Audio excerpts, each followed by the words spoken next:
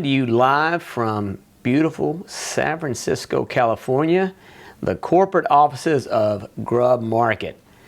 This week's episode is sponsored by SunFed, and as part of that wonderful sponsorship, we've got a young man that hails from the SunFed nation, Mr. Matt Mandel. Good day, Matt. How you doing? I'm doing well, Craig. And yourself? Man, it's all good.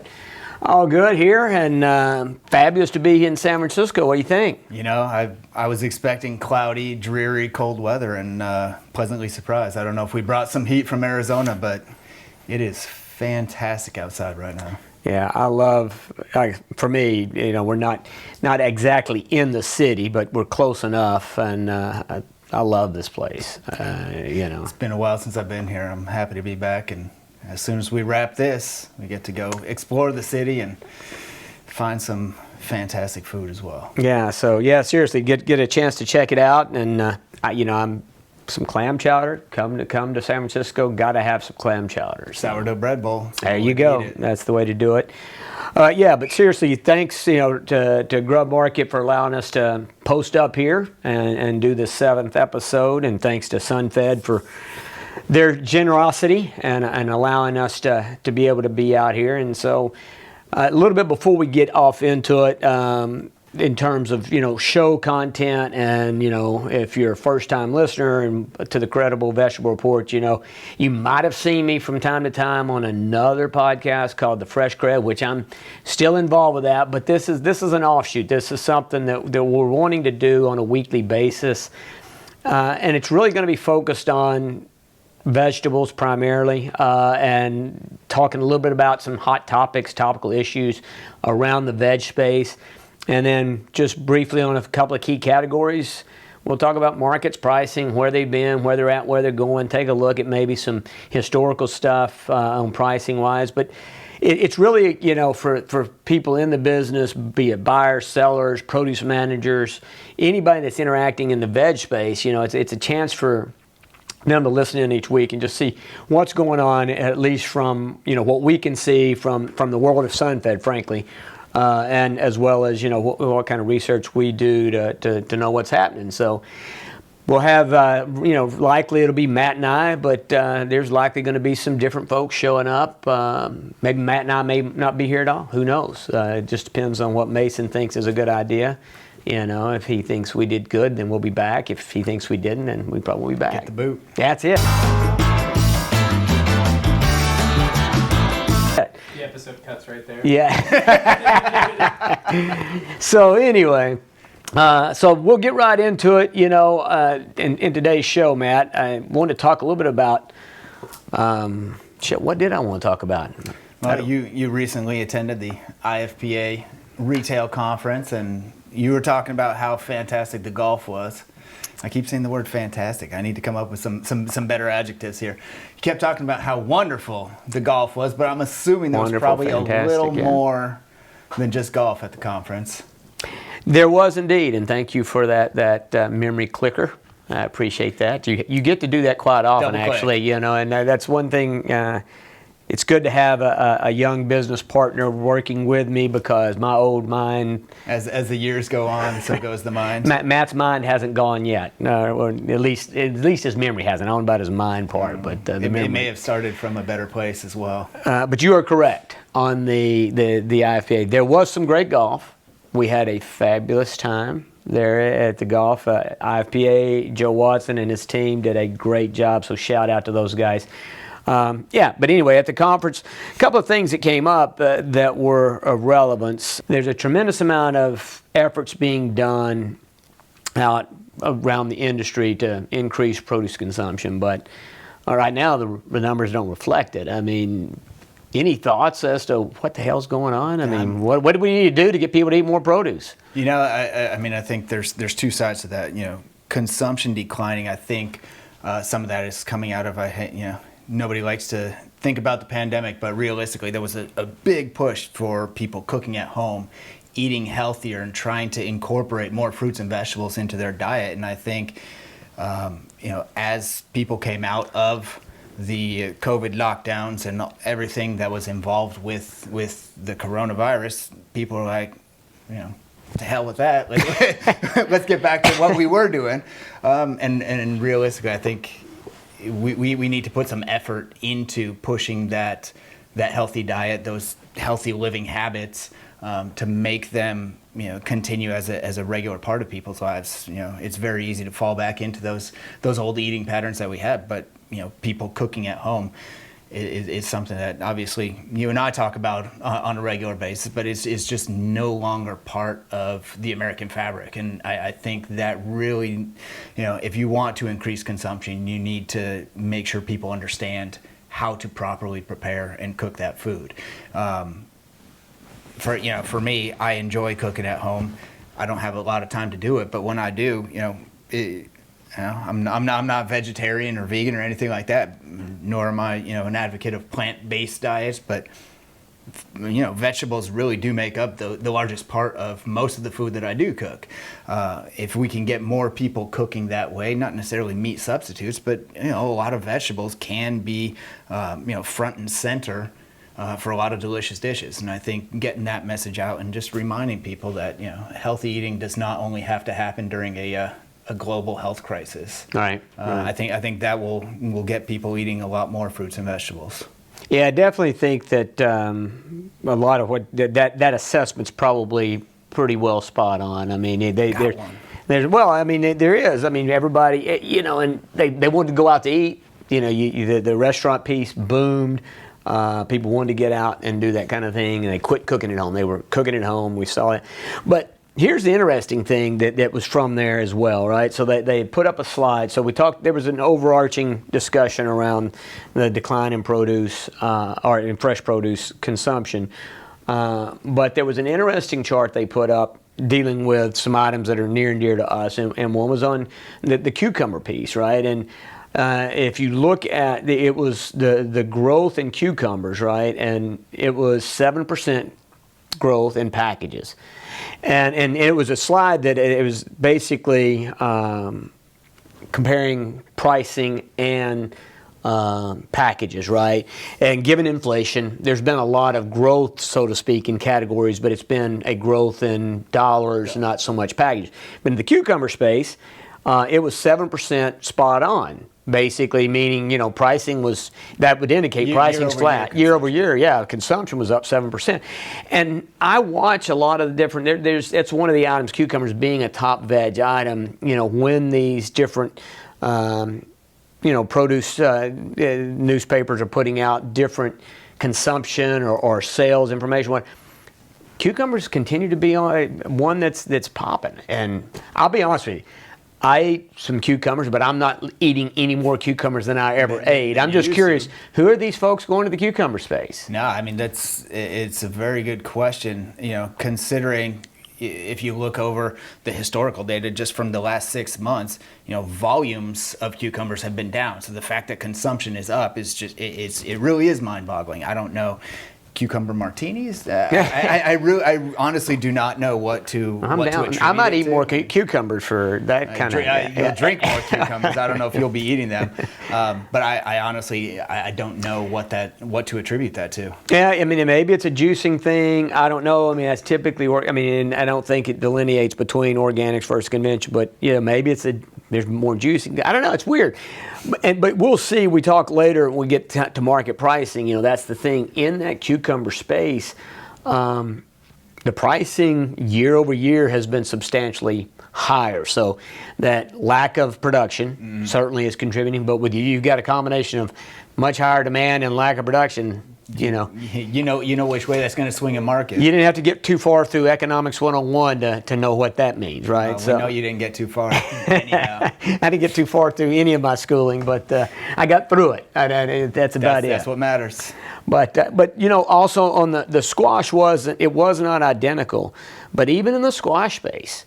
So, I mean, there's encouragement for us in the dry veg, at least on a couple of key items for us. But in that one, the numbers were that you did see some inflationary numbers because the growth in dollars was outstripping the package side of it. But packages were still up. I believe it's 2 to 4% in package sales up. So again, encouraging for us, encouraging for at least some places in produce. There's some higher consumption, but overall, as an industry, we gotta, I don't know, start rethinking how we're communicating how we're going to market with our message of clean eating, healthy eating. And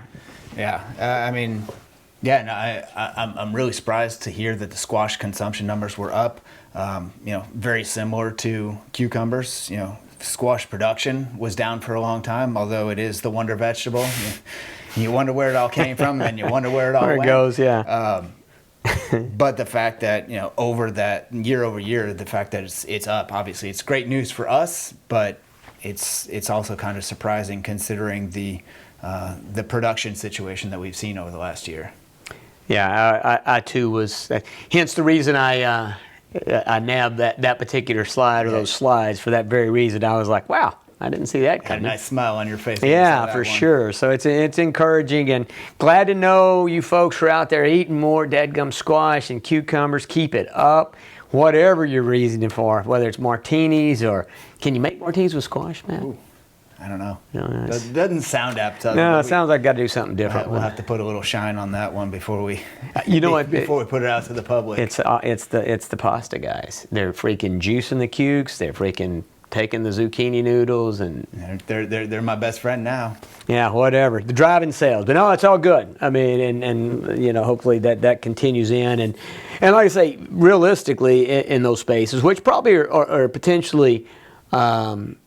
Which is contributing to that, right? Because we haven't seen the inflation at the retail level in those two. Like I say, when you look at the numbers and what they're reporting, you're not seeing it. Now, there's no doubt there's been inflation in terms of cost, which has been a big drag on the ranches and everybody else. Yeah, the growing side has been screaming about cost increase for the last 3 years consecutively. I mean, with labor alone is up nearly 100% over 3 years, and with that being over 30% of your total cost of production, I mean that's a significant increase that can't be ignored. And at some point in time, that additional cost needs to get passed on. It cannot be absorbed by the production base any longer. Yeah, and that'll be interesting because, I mean, like you say, it's got to be passed on at some point. It's going to be passed on, and it's going to be interesting to see, with that coming, how that affects the retail pricing piece of it because, it'll be curious. Will they absorb some of that in the margin side, and the retail side maybe doesn't feel it as much. Because, we talked about markets. I mean, there was, both categories had inflationary. I mean, if you look at the pricing through that first quarter of the year, I mean, it was, there was definitely much higher prices. And based on the data that, like I say, I'm just going off of what they're presenting that's from the sales numbers. There was, like I say, there was some, you could see the inflation piece in squash, but really not anything in the cucumber side. And we know as a department, produce has had, some significant inflation over the last year or so. So they mentioned that consumption as a whole was down, and yet you're saying cucumbers and squash are up. Were there any significant categories that were down that they highlighted? So to answer that, I didn't pay that close attention. Obviously, I was gravitated to the information that was around our categories. Useful to you. yeah, the stuff that I know about. But I know Mason, I think, is going to put up some information that'll have some of that data on there. So I believe in some spaces like the fruit category, I think there was some declines in that space over what they've been, but those are categories that have been blowing up in some of those areas. So it may be just a regression to the mean. Exactly, and could be that. Don't know, but Frank, quite honestly, I can't tell you which one because I've looked at squash and cukes are up. I'm like, heck yeah, I'm taking a picture of that one. Yes. Take it to the bank. For sure. Hey, well, speaking of squash and cukes and dry vegetables, I mean, Nogales, it's freaking May, Matt. I don't know how that happened. Here we are nearly mid-May. I mean, the quote-unquote end of the traditional Nogales season, although it seems to be extending itself every season. It seems to go a little longer, but here we are, we should be winding down, and yet it seems, we've been talking about it since December. There seems to be a seasonal weather phase change where everything is 2 to 3 weeks later than it normally is. So wouldn't surprise me if the actual end of the season drags itself into mid-June.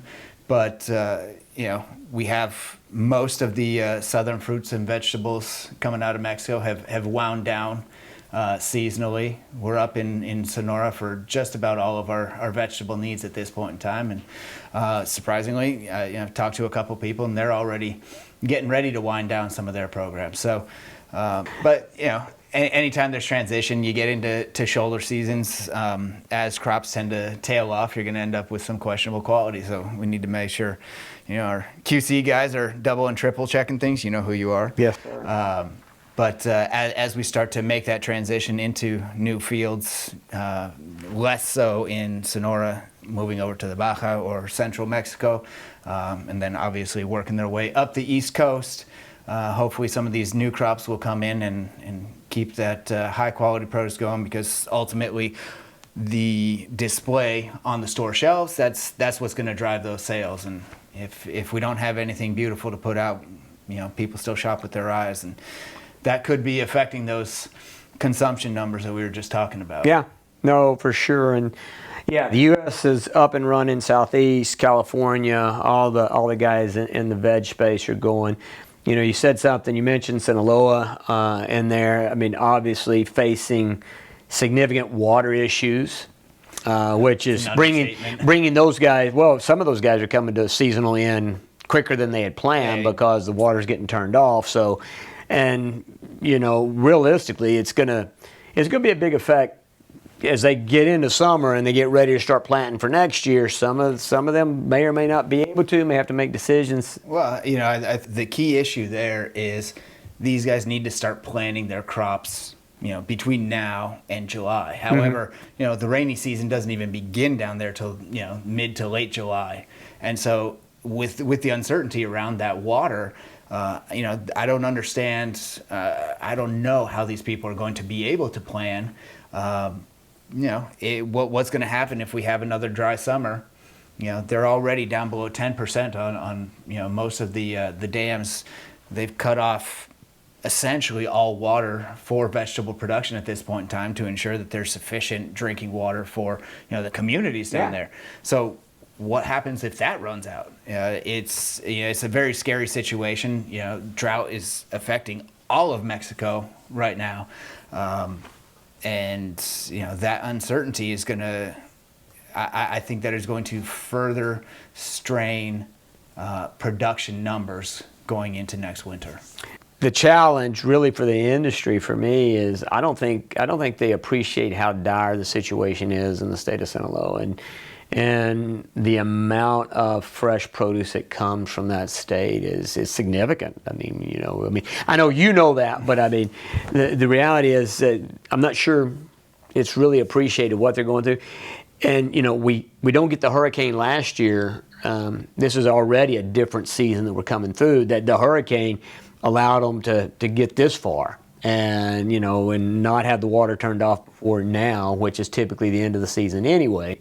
But realistic, like I say, next year, if there's no hurricane, if there's no significant rainfall, one, like I said, whether they have the appropriate amount of drinking water, much less the water to grow the crops. Absolutely. So certainly something that I think it's important for all of us in the industry to be aware of. I think it will definitely drive higher pricing next year, because there'll be guys that will not want to take that risk, because you don't want to put a crop in the ground and then find out from the government you can't get water. At a minimum, people are going to be reducing the surface area that they're going to be planting, just as a risk mitigation. Yeah, for sure. Well, look, let's get into real quick some of the different numbers on a couple of key categories, and and each week we're going to pick about, probably stick with the same ones, 4 or 5 that are key, and then talk about a couple other ones that are there. But near and dear to our heart, SunFed, being kind of a key backer of this. We're starting with squash, Matt. I thought you were going to say persimmons. Well, yeah, it would have been a really good guess, because we're super big in the persimmon business. It's just, but squash is that's our claim to fame, and I think we need to start there. And it's all fairly traditional. What's going on in the squash market? Nothing too much of an outlier right now, right? The end of April, early May is always the toughest part of the spring season. You kind of get through it. We already made the wonder vegetable joke. Yeah. But it really does come on, hot and heavy. You get 2-3 weeks of just getting buried in production. Then, before you know it, you blink and it's gone. Yeah. So, we really are in the doldrums right now. And at the bottom of the barrel, I've seen markets get a lot sloppier than they are right now. It's definitely not making anybody happy at the moment, but I'm still convinced by the end of next week, this thing will have at least found some better movement, stable pricing, and hopefully be on its way up. But it really is hard to say with, as I mentioned, with the weather changes. This thing could drag on a little longer than I was expecting. Yeah. No, I definitely think there's signs that things are going to get somewhat better. Really, when you look at it, I mean, the zucchini's been probably the biggest laggard in the space. I mean, yellow's actually been double digits, for the last couple of weeks. Been a little tough to get. I actually think it looks like yellow's going to come in a little bit. The production seems to be better in the yellow space, whereas on the zucchini side, and all indications are that's going to come up. And our good friend Gray, it's the steady Eddie, right? I mean, and it's been pretty much, it's come down a little bit over the last couple of weeks. But, general consensus is right now, the squash, the zoot market's probably going to be, call it 8 to 10 here in the out weeks, with yellow coming down into closer to that 10, 12. I don't foresee it hitting double digits until at least mid-end of next week. Yeah. But seasonally, it always has that same trend. And it'll pop, right? We'll go through, and like I say, as soon as things start getting shut down, and you blink, and all of a sudden, Yeah. you're back in double digits. The squash market, it's been nothing special in terms of excitement being anything different. I mean, I'm looking at year-over-year numbers, and it looks like a what is that? A double image? A second photo? Deja vu. Deja vu. It's deja vu. That's a vu good all over word. again. Yeah, it looks like deja vu. We're living this exact same thing we left last year. Now, that's not the case if you look back into January, February. There was a big difference in year-over-year numbers. But as we've gotten in the last 3 or 4 weeks, it's really normalized and gotten back to the same thing. Well, you know what? Second to squash in terms of things we love is good old pepinos. So the cucumber space.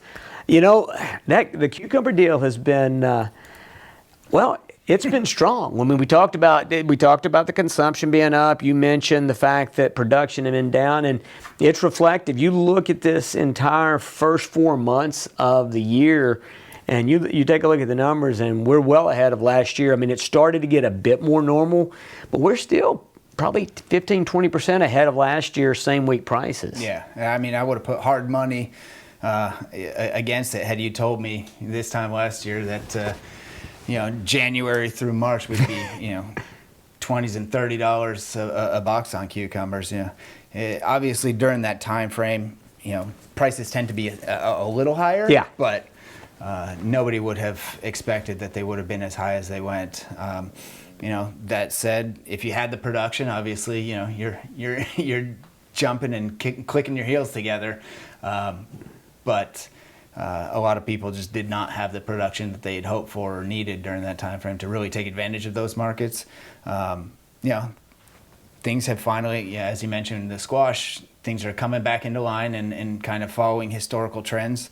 This time of year, prices tend to be much lower. They're actually above average for this time of year. But that's what I'm saying. It's 15-20% higher than the same time last year. It's at least closer to a normal range than what we experienced in the first quarter of the year. And, from everything I can see, really, like I said, I don't see the cucumber deal. I think it's going to stay on that trend path. I mean, again, it was definitely an outlier the first couple of months of this year in terms of the price gap against last year. But all indications are, the cucumber deal is going to stay strong. I mean, it just like we talk about you've got increasing demand. I do think whether it's the guys in Sinaloa that maybe will be not planning or not planning anymore. There's just different things going on around the business and around the industry that for this particular item, I think it's going to be strong at least for the next several months, maybe through the balance of the year. And looking at historical pricing, I mean, if you look at last year, it was no slouch last year. The summertime was super good prices on, in terms of general market, is a pretty strong market. So yeah, summertime tends to be pretty good. Obviously, you don't have the same volume of growers coming up out of Mexico. Most of the domestic deals tend to be smaller and regional in nature, and so what my hope out of all of this is that some of the pricing that we saw earlier this year, maybe not to the $30 levels, but some of that higher pricing, I really do hope that carries on in a normal production year. It'll be interesting to see what happens this summer as far as production goes, and where those price trends lead. But from where the market is now to where we're going, I do expect higher prices in the short and medium term. Yeah, and just, I mean, for the audience, for listening, I mean, your cucumber market has been pretty much in the, call it 17, anywhere from 16 to 18 price range for the most part. On the supers, that's for quality. If you take, if you throw in the select piece of it, that's more of a $13, $14 market on the select side of it. Been a lot of large cukes.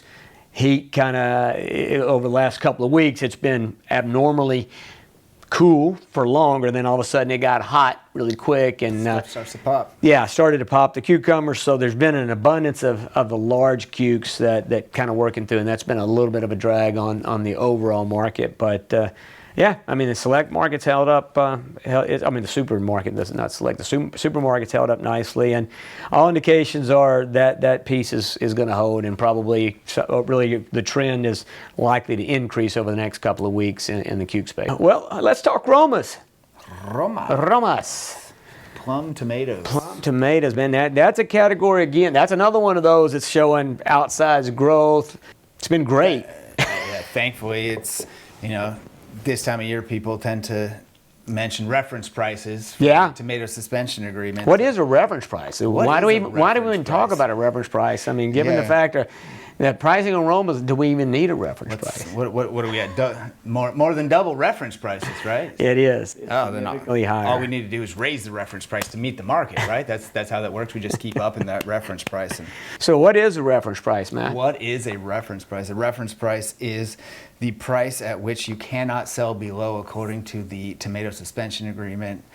We are currently in the tomato suspension agreement that was signed in 2019. It is up for sunset review. We will see what happens going forward. Still quite a bit of chatter and uncertainty, but if the recent tomato markets are any indicator, the reference price is no longer a reference to current trends. Yeah, no, the pricing on Romas, at where we're at right now, we would take all day long, and I don't think we would need the reference price based on that. And, honestly, the Roma deal's the same thing. I mean, if you look back over the last, certainly coming into it's traditionally January's always, that's in that transition period to the Sinaloa deal, but, we only had like a slight downturn in February on the tomato deal. We went from crazy prices, which, then adjusted down to a bit more normal. But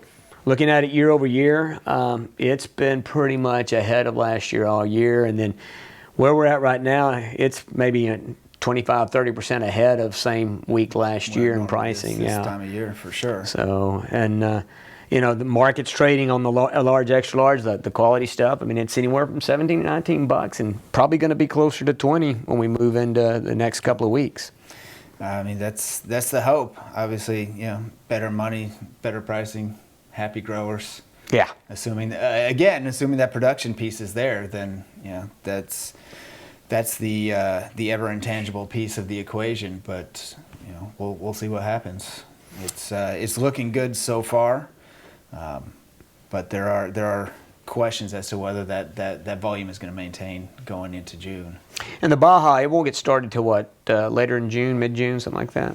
Yeah, I mean, you'll probably have some starting up at the end of this month, but Okay. in earnest, the volumes will start. Yeah, but that transition typically when we get towards the end of May and then getting from Sonora. towards the end of May into the Baja deal, typically, we see prices, we could see some, again, a pretty good spike over the next few weeks. I wouldn't be too surprised. But, another market that's been insane is the hot pepper market. Oof. Goodness gracious. Serranos are like $65, $70. Is that right? Yes. Yes. There's a reason, orders have been onesie twosies at that price. You can't really afford to be buying pallet quantities, and frankly, the prices are there because pallet quantities aren't to be found. So yeah. Obviously, you're not going to have those prices if production is what it normally is this time of year. Yeah. I mean, the jalapeno market's been hot as well. I couldn't resist that. Spicy. It's been a spicy market. You like that? See, the spicy jalapeno market's been insane. $32, $34 right now. I mean, it's been. I think it's been that for the last 6 weeks. I don't know. I mean, forever. It feels like it for sure. And honestly, it doesn't really look like there's any relief in sight. No, I mean we're starting to see like I say, the California production should be going and starting up, but there's no obvious looks that's going to turn anytime soon for sure. The eggplant deal is pretty much over. They're one of those. They're part of that group in Sinaloa that's like no más agua, and so they're shutting her down. Yeah, and I mean, thankfully, there's some really good quality that I've seen coming up out of California. Mm-hmm. So it's just that time of year where production tends to wind down, and it may end up winding down a lot faster than anybody expected with the water issues. So. Well, given the prices on eggs out of Mexico right now, I don't think anybody's just chomping at the bit to keep that going. It's been a great market through the whole last 4 or 5 months. Nobody's. Let's not tarnish the. Yeah, let's leave the on a good note. Right, exactly. So, but yeah, the stuff out of California has been good. Of course, the East Coast is up and running and going, and so that's off. One thing that is not in the vegetable family, it is in the fruit family, but it affects the vegetable family. At least those guys are still going. And that's the grape deal. That's getting an early start, right? So the grape deal actually, yes, began with the stuff coming up out of Jalisco. Mm-hmm. The stuff in Sonora typically won't start, in earnest until a little later in the month. However, there's been reports that some of this product is going to be coming on up to 2 weeks earlier than normal. That's what I read this morning. So it's going to be very interesting to see how this deal pans out. Obviously, anybody familiar with the grape deal knows you have, anywhere from 20 to 25 million boxes coming in roughly 8 weeks time, maybe 7 weeks time. So it's going to be hot and heavy. Obviously, with that much product coming in, that requires a lot of labor. As you mentioned, that is what will likely affect some of the other categories. The grape labor gets paid a little better than the squash labor. And so there's going to be a fight, if you will, over those laborers. And, it's already a scarce commodity. So, will that mean that there's going to be less vegetables coming across? Will it mean growers will have to end their season earlier?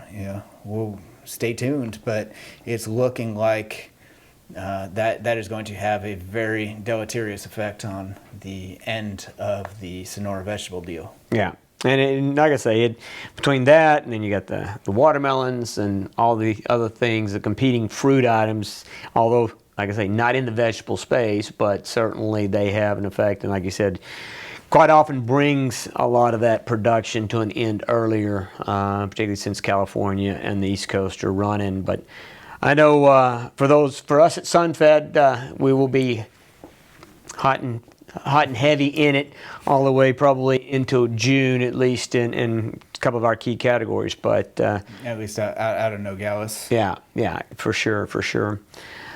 Well, look, Matt, I appreciate joining me here, joining the Credible Vegetable Report, and hopefully, like I say, ideally, folks would be tuning in on this, and we'll be able to talk a little bit about what's happening in the markets, what's going on, and give some pricing information. And it'll be a place to, like I say, they can check in.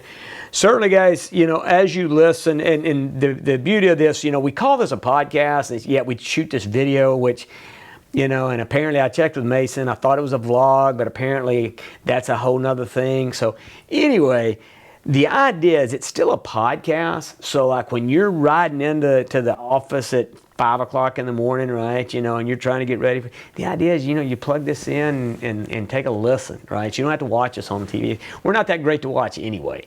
But, Mason likes to get his camera out, so that's why we added this video component. So that's always fun to every now and then. But most importantly, comments or feedback, thoughts, things like that. Anything you guys want to hear, like I say, let's talk about that. Like I say, the show's really focused on vegetables as a primary thing. Matt and I have a pretty limited knowledge, and so we don't really want to get too far out of any lane that we know, and we're not sure about how much knowledge we got. We want to keep the credible vegetable report credible. We want to try to keep it credible, so therefore, there's something we need to be. But anyway, we'd love to hear what you guys have to say, what you think about the show, and anything we can do to make it better. So Matt and I talked a little bit about the water issues in Sinaloa. Just like to know kind of your feedback and your thoughts. And some of you may be listening. This may be directly affecting you, right? So would love to hear back from your comments or your thoughts. If you guys can post them up, just, what's happening, how it's affecting your business. How do you maybe see, that affecting next year's crop? How do you see the next winter playing out, under the different scenarios we discussed? Because obviously there's a lot of people that have a vested interest in the outcome of the rainy season, and with a lot of work having to be done before any of that, before the first drop ever shows up. Love to hear what people think is going to go on. Yeah. So out of curiosity on that, please put that out, post it up, shoot us an email. Probably best to post it. I'm just going to tell you that right now. That's probably the best thing to do if you want me to see it. And there's a lot of unshy people in this industry. Tell us what we got wrong. Oh, I wasn't going to put that out there, Matt. That'll probably get us the most feedback. That's why I said it. That's why I said it. Well, look, guys, thank you very much. Thank you, SunFed. Thank you, Grub Market. Thanks, Mason, as always. You do such a good job. And thank you, Matt. Appreciate it. Thank you. We will see you guys next week, probably same bat station, same bat time. Just as long as Mason gets it done, it'll be there. All right, take care, y'all.